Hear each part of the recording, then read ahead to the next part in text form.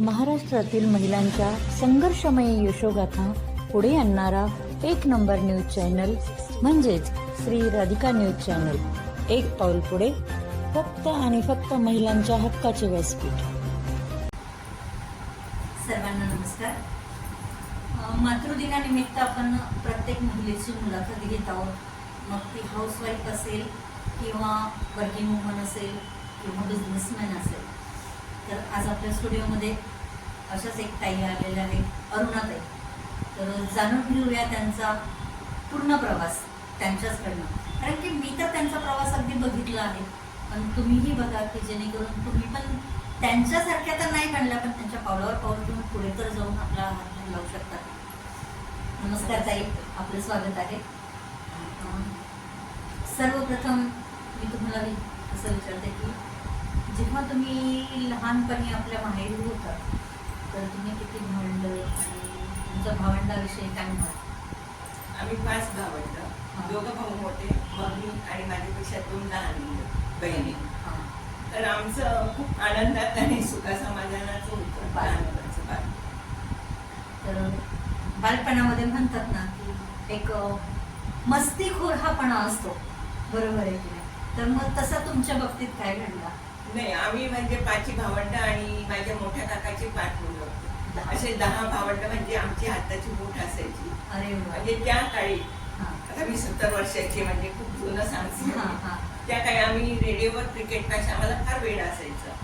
तर cricket match आम्ही भावंड बसून ऐकायचो. मग भाऊ आम्हाला समजायचा की हे असं, 4 म्हणजे काय, 6 म्हणजे काय, ते सर्व समजून सांगायचं. आणि आम्ही सगळेजण बसून इतकं जिंकली इंडिया की खूप मजा असायची. खूप मजेत गेलं आमचं बालपण. छान गेलं. आता त्यानंतर मग सासरी आल्यानंतर म्हणतात ना की माहेरून जेव्हा मुलगी सासरी येते तर एकदमच आल्या ती नवखी असते प्रत्येक. तर त्यानंतरचं आल्यानंतरचं तुमचं सासरचं कसं वातावरण? माझं, आमच्या मावशी एक नेहमी सांगायच्या की गादीतल्या गोंधळीत आणि गोंधळीतल्या गादीतल्या. माझं तसं झालं. मी गादीतून गोंधळीत गेलं. माहेर माझं खूप श्रीमंत. मी एक कारखानदाराची मुलगी होते. म्हणजे गाडीशिवाय आम्ही कधी फिरलो नाही, खर्चा करते. पण सासरी ती परिस्थिती नाही होती, साधारण परिस्थिती होती. पण त्या परिस्थितीलाही मात करत मी आजपर्यंत इथपर्यंत पोहोचली. ते म्हणतात ना की नाण्याला 2 बाजू असतात. तशा प्रकारे मुलीचं आयुष्य बी त्या 2 नाण्यांच्या बाजूंसारखंच असतं. सुख आणि दुःख हे प्रत्येकाला लागलेलं असतं, तर ते आपल्यालाही चुकत नाही. तर तुमच्या लग्नानंतर जेव्हा तुम्हाला मुलगी झाली त्यानंतर मग त्या मुलीने पहिला शब्द जेव्हा आई वडील हा जो शब्द येतो त्या मुलीच्या तोंडात, तर एक ते वेगळी फिलिंग असते प्रत्येकाची. तुम्ही म्हणजे मुलीच्या जन्मानंतरचं तुमचं काय? मला तर इतका आनंद झाला होता. आणि मी आजही म्हणते, मुलगी लक्ष्मीच्या रूपाने येते. तर मी खूप आनंदात होते. पहिली मुलगी झाली, ते गाणं होतं आमच्या वेळेस, पहिली मुलगी तू परोटी घेऊन येते सगळ्यांना. आणि दुसरी पण मुलगी झाली त्यावेळेस पण मी खूप आनंदात होते. आणि जेव्हा मला नातनी झाली त्यावेळेस तर मी उडीच मारली होती की मला मुलींबद्दल फार प्रेम आहे. आपण स्वतः एक मुलगी आहोत, आपणही कुणाची मुलगी आहोत आणि तीही आपली मुलगी आहे. तर नाही, काही ठिकाणी असं म्हणतात की काय मुलगीच झाली, पण प्रत्येकाने हा विचार करायला पाहिजे की आमच्या मारवाडी म्हणतात की बेटी धन की पेटी, असंच म्हणतात. तर ती धनाची पेटी म्हणजे ती तुमच्या घरची लक्ष्मी आहे. तर म्हण की तिला लक्ष्मीचंच रूप आहे. ती तिच्या लक्ष्मीच्या पावलाने घरात नांदते. जी तेव्हा घुंगरांचा आवाज तिचा छमछम होतो तर ते पूर्ण घर आनंदून जातं. त्या प्रकारचं असतं त्या मुलीचं रूप. तर आज जेव्हा तुमचा प्रवास कसा सुरू असतो? मी लहानपणापासून मला विणकाम, भरतकाम याची फार आवड होती. लग्नानंतर पण मी मुलींचे कपडे, म्हणजे त्या कॉलेजला जाईपर्यंत शिवतच होते. शेवटच्या बोलल्या मम्मी आता बस झालं, आम्हाला रेडीमेड घेऊ दे. मग कॉलेजमध्ये गेल्यावर त्या करत होत्या. साईड बाय साईड मी भरतकामाचे क्लासेस वगैरे पण घेत होते. आणि मला माझ्या मुलींचा सपोर्ट खूप आहे. मला 2 मुली आहेत. मोठी मुलीने BCS केले, छोटीने M.Com झालंय, DBM झालं आहे आणि फ्रेंचच्या 3 लँग्वेज केल्यात लग्नानंतर. तर त्यांचा सपोर्ट असल्यामुळे आज 70व्या वर्षी माझं स्वप्न होतं की मी प्रोजेक्टर म्हणून ओळखावं. आणि एखादं दुकान तरी असं होतं ते स्वप्न माझ्या मुलीने पूर्ण केलं. आता 2 महिन्यापूर्वी आम्ही पाडव्याला पाचव्यात नगरला शॉप पण घेतला. अरे वा. त्यांचा अभिनंदन. पाठिंबा असल्यामुळे आज मी इथपर्यंत पोहोचले. कारण आमच्या वेळेस एज्युकेशनला महत्व नाही होतं. माझ्या नातीला मी नेहमी म्हणते तू एज्युकेशन कर. आज जर मी एज्युकेशन केलं असतं तर या वयात मी बसून खाऊ शकले असते. तेवढा पैसा मी गाडीला बांधला असता. खूप महत्व आहे एज्युकेशनला. पण ताई म्हणजे एज्युकेशनला महत्व आहे मी मान्य करते, पण काही वेळेस आपण जर आजकालची काही मुलं मुली जर बघितली तर ते फक्त वडिलांनी सांगितलं आहे म्हणून आपल्याला डिग्री हवी आहे असे पण काही मुलं आपण बघतोय, मुली बघतो आहे. पण म्हणजे एज्युकेशनच्या डिग्रीसोबत प्रॅक्टिकल नॉलेज पण तितकंच महत्त्वाचं आहे की त्या माणसाला ते पण.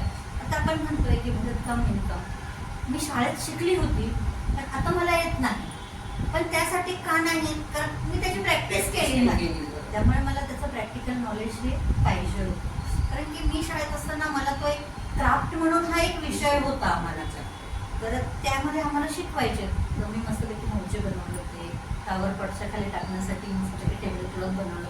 अशा खूप छान छान असे दोऱ्यांचे उलनचे असे बनवले. तर ते प्रॅक्टिकल माझं बंद झालं. तर ह्याविषयी तुमचं काय? नाही, डेडिकेशन फार महत्वाचं असतं. तुम्हाला खोटं वाटेल, सकाळी 5:30ला उठून मी विणकाम करायला बसते, रात्री 12पर्यंत चालूच असतं. शॉपमध्ये पण बसले तरी तिथं माझे सगळे वूल वगैरे पडलेलीच असते, विणकाम चालू असतं. आणि कलर कॉम्बिनेशन हे फार महत्वाचं असतं कोणत्याही वस्तूसाठी, की लोकांनी बघितल्याबरोबर घेतलंच पाहिजे हे खूप सुंदर केलं आहे. किचन्स वगैरे मी बनवते, त्याही खूप छान असतात. बेबी फ्रॉक्स असतात, न्यूबॉर्न बेबीपासून सर्व वर्धमान वूलमध्ये करते, त्याच्यामुळे हाताला मऊ आहे. आणि मी हे सांगते की आजीच्या मायेने विणलेले लहान मुलांसाठी स्वेटर्स हीच माझी ॲड असते.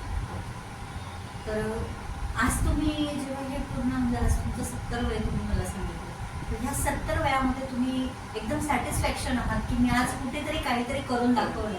म्हणजे माझ्यासोबत जेव्हा मुलगी काहीतरी करते तर तिचं सासरचं आणि माहेरचं दोन्ही कुळाचा उद्धार होतो. बरोबर आहे की नाही? तर तुमच्या माहेरच्यांना पण तितकीच चांगली फिलिंग होते आणि तुमच्या सासरच्यांना पण तीच फिलिंग होते. तर तुम्ही स्वतःला एक ब्रेव वुमन म्हणून समजता, तर त्याविषयी काय? मी असंच एकदा फेसबुक, मला मोबाईलचं फार वेळ आहे, म्हणजे मी खूप नाही आता करते म्हणून. त्याच्यात आम्ही वाचलं होतं 16 की इंडियन लेडीज वर्ल्ड रेकॉर्ड करणार आहेत ब्लँकेटचं म्हणतं. ते आम्ही 16,000 स्क्वेअर मीटरचं वर्ल्ड रेकॉर्ड आपण इंडियन लेडीजनी 2000 लेडीज होत्या ऑल ओव्हर द वर्ल्ड. तर त्याच्यात मी पार्टिसिपेट केलं आणि नाशिकमधून आम्ही 2च महिला होत्या त्याच्यामध्ये. आणि मी 15 मीटरचं विणलं, त्याच्यामध्ये मला सर्टिफिकेट पण मिळालं. आणि खूप आनंदी आहे की मी दोन्ही घरांचा उद्धार केला, की गिनीज वर्ल्ड रेकॉर्डचं सर्टिफिकेट असणं माझ्यासाठी खूप मानाचं आहे. आणि एक आपल्या म्हणतात ना की आजूबाजू म्हणजे घरचे तर आपल्याला चांगलं म्हणतात, पण जेव्हा बाकीचे मेंबर्स पण आपल्या कौतुकाची पाठ जेव्हा थोपवतात तर तेव्हा म्हणतात ना की ते एक वेगळंच आपल्याला आनंद होतो.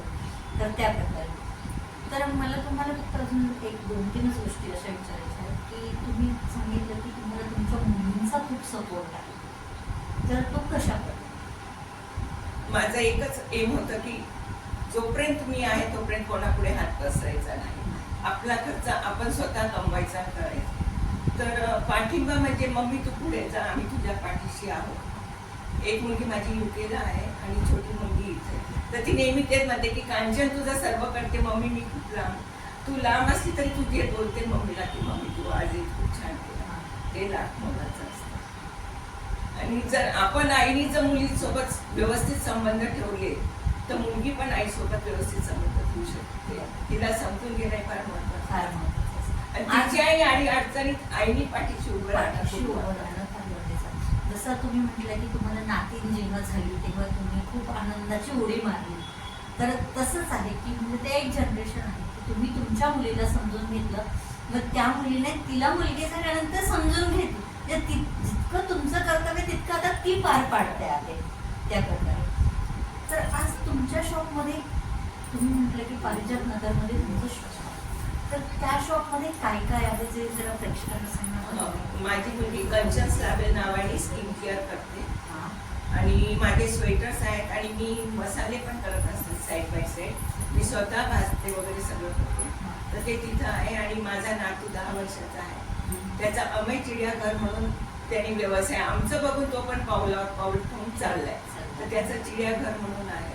आणि एक्झिबिशन्स मध्ये नेहमी माझे नातवंड माझ्यासोबत असतात. वाव. मोठी नातनी 15 वर्षाची आहे, 25-60 वर्षाची होती तेव्हापासून ती मला कंपनी देते की मार्केटिंग छान करते. तिचं कौतुक पण लोक खूप करतात. एवढ्या लहान वयात एवढं सगळं. तर जाता आता प्रेक्षकांना मी एकच सांगू इच्छिते की जेव्हा 70 वर्षांच्या ताई ह्या सगळ्या गोष्टी करू शकतात आणि आपलं नाव गिनीज बुकमध्ये नोंदवू शकतात, तर मग आपणही प्रयत्न करायला काही हरकतच नाही ना.